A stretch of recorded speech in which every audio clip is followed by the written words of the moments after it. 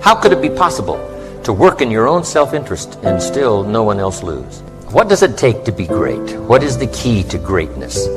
And that's a good question for everybody to make a note of. What is the key to greatness? The full development of our potential, because that's really two parts to life. It's the full development of our potential and the wise use of all of our resources. You can't describe life, human life, any better than that. The full development of all of our potential and the wise use of all of our resources. How can we be great? Or should we even seek for greatness? Now, the answer was given how to be great, so it must have been okay. And let me break it down for you. The key to greatness, how to act in your own self-interest, but still not diminish the interest of anyone else. And it's a very simple answer. Now, greatness could be defined in many ways. Great wealth, great power, great influence, great self-esteem, great self-respect. There's many kinds of greatness, but how could we achieve all of that greatness in some measure or ongoing measure? How could we achieve that? Here was the simple answer. It said this: find a way to serve the many. Find a way to serve the many. It is the greatest key to self-interest. Now, wishing to be great would seem as a statement of your own self-interest, which is true. But we're talking now about enlightened self-interest. Find a way to serve. Now we come to the next one. If you wish to be ruler over many, nothing wrong with that, to be ruler over many. Here's what it says: be faithful when the amounts are small. To rule over many, be faithful when you have just a few. Someone says, well, if I had a big organization, I'd really take good care of it, but I've only got 3 or 4, I don't know where they are. See, that's not the key. The key is to really know where the 3 or 4 are. Take exceptionally good care of the 3 or 4. Because if you become faithful, if you become disciplined in giving your best attention and the best you've got to the few, now you begin to qualify now to have the many to preside over. The many will come if you pass the test of the few. It's better to give than to receive. Now see, at first, that doesn't seem right. At first, but here's what you can get at first: faked out until you become educated. At first, it seems like it's better to receive than it is to give. And you say, no, you must be educated to understand. It's better to give than it is to receive. Now here's why. Giving starts the receiving process. Wouldn't that be acting in your own self-interest, is to do something that started the receiving process? And the answer is yes. Now I understand. Now I can act in my own self-interest in an enlightened way instead of a destructive way. Life responds to deserve, not to need. Life was not designed to give us what we need. Life was designed to give us what we deserve.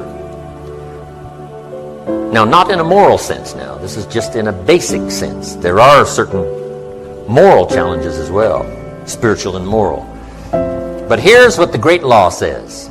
It does not say if you need, you will reap. That's not what it says. If you move toward education, education starts to seek you out. This is one of the unique positive mysteries. Whatever you move toward, moves toward you. If you move toward progress, progress seems to want to now embrace you, move toward you. All life seems to wish to reward its benefactor. If you become the benefactor, you'll receive these incredible rewards. If you're the benefactor to the garden, the flowers seem to bloom and say, look at me, look how bright and beautiful I am because you took care of me. I wish to reward you by being beautiful, lovely, spectacular. So whatever you're going to do with your life, you got to get at it. Don't just let the springs pass. Learn how to protect your crops all summer. You got to take care of what you start. Sure enough, as soon as you've planted your garden in the spring, the busy bugs and the noxious weeds are out to take it. And here's the next bit of truth. They will take it unless you prevent it. You've got to learn to prevent the intruder from taking all the good you start. It's one of the challenges. All good will be attacked on this planet. Maybe not the next one we get to, but on this one, all good will be attacked. Every garden will be invaded. Not to think so is naive. All values must be defended. Political values, social values, community values, family values, marriage values, friendship values, business values. Every garden must be tended all summer. Learn how to reap in the fall without complaint. Learn to reap come harvest time without complaint. Take full responsibility for what happens to you.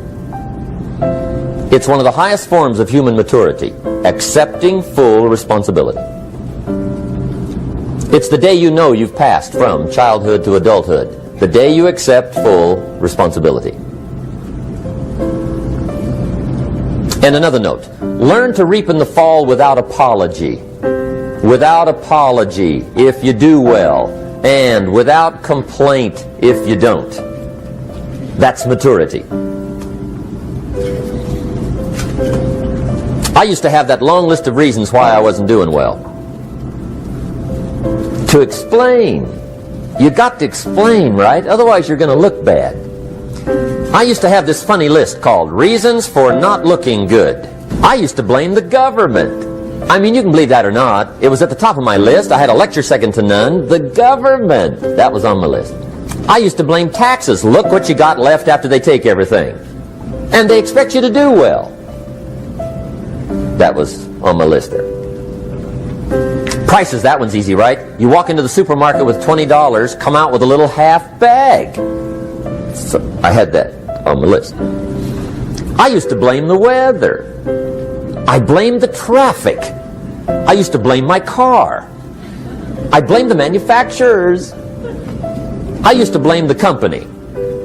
I blamed company policy. I used to blame the training program. I blame my negative relatives. They were always putting me down. I blame my cynical neighbors. They're just selfish, looking out for themselves. Won't loan you money? They were on my list.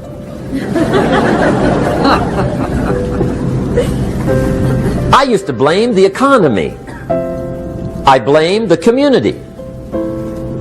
That's a pretty good list for not doing well, isn't it? I thought it was good. I'll never forget one day, Mr. Schoaf was very kind, but he was also very blunt, and this was no exception. And I'm glad he was blunt. There's a lot of things I'd have missed if he hadn't have been blunt. One day, with sort of a curious look on his face, he said, "Jim, just out of curiosity, tell me, how come you haven't done well up until now?" Excellent question. I thought, well, so I won't look too bad, I'll go through my list. And this list I just gave you, I put that on him. And he was very patient. He let me go through the whole thing, the government, the weather. I went through this whole thing. When I finished, he looked my list over very carefully. He said, "Mr. Rohn, big problem with your list. You ain't on it." How brilliant.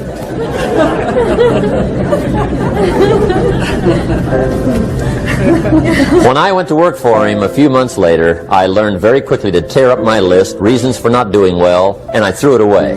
And I got me a fresh piece of paper. And I put one word on it. Me. There's a Black Heritage spiritual that says, "It's not my mother, nor my father, nor my brother, nor my sister, but it's me, oh Lord, standing in the need of prayer." See, I used to blame everything outside. And then let me give you a little philosophy that helped turn my life around. For your notes, here it is. It's not what happens that determines the quality or the quantity of your life. It's not what happens. And the reason is because what happens to about everybody. No different. The sun went down on all of us last night. A common event, a happening. And I found out that the same things can happen to two different people. One gets rich and one stays poor. Why is that?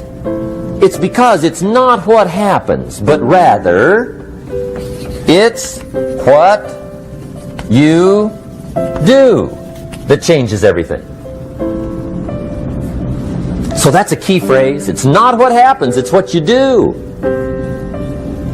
What happens is about the same. You might put that in parentheses here. Same. What people do, that's what's different. But it's not the happenings, it's what you do about it.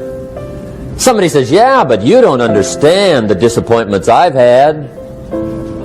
Come on. Everybody's had their share. Disappointments are not special gifts reserved for the poor. Everybody has them. The difference is what you do about it.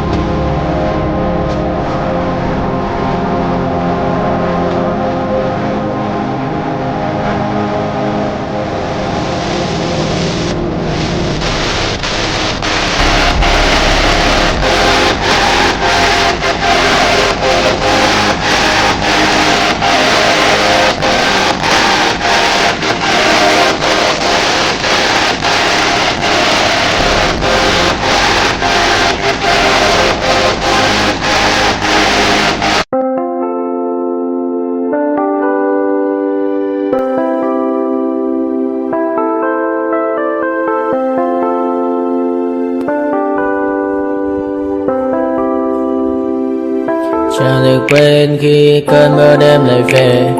Em đã quên lời thề và ta như đông chìm sâu. Không cần mơ em anh nhận màu. Em chỉ cần mơ bye bye. Chỉ còn là những cơn mưa vô giá. Cho bên mơ em không mơ anh.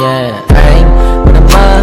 Chỉ cần bên em không được cần nhớ. Và trôi không còn nhớ. Người ta bên nhau nhưng đã tới. Muốn nhớ vì say em chỉ của mấy em ở đây. Và anh như muốn chết đi nhưng không muốn em mà vậy. Tình yêu làm cho ta đau đầu. Không em yêu nam thân màu. Anh như đeo mong cầu. Và mưa bên em có sầu. Chào các bạn mai mơ. Chỉ có bên em nhưng đừng có mơ. Em ở đàn dài. Em muốn bên ai. Anh không mong gì hơn. Chỉ mong em sẽ ở đây ôm anh thật gần. Anh chỉ mong đôi ta được có nhau. Và đừng em đâu anh có em. Muốn em bên anh có em. Ta sẽ trao nhau môi hôn thật sâu. Ôm anh. I know you told your friend you're not okay. And tell me what's wrong and why you never said you felt that way. And guess you're trying to stay strong and fake a smile until I look away. But I've known you too long, it hurts to watch your blue eyes fade to grey as you fade away. As you fade away. Yeah, I'm about to fade away. Cause every time I wake up I feel like it's Monday. Something's going wrong with all the chemicals up in my brain. All of a sudden I don't look at anything the same way. Gotta build up of my thoughts sitting in an ashtray. I'm sorry that I'm so inconvenient, okay. Just let me be me and I'll stay out of your way. I can see the way you look at me, I'm such a disgrace. I never really asked to be brought into this place. You wanna love me? Well then baby have a taste. All the highs and the lows, no you'll never be the same. I don't really wanna hurt you but I can't control the pain. If you're sticking by my side maybe we could be okay. Okay, maybe you could be the change I need today. I promise that I've never felt this way. I really hope that you will choose to stay through all the pain. I know you told your friend you're not okay. And tell me what's wrong and why you never said you felt that way. And guess you're trying to stay strong and fake a smile until I look away. But I've known you too long, it hurts.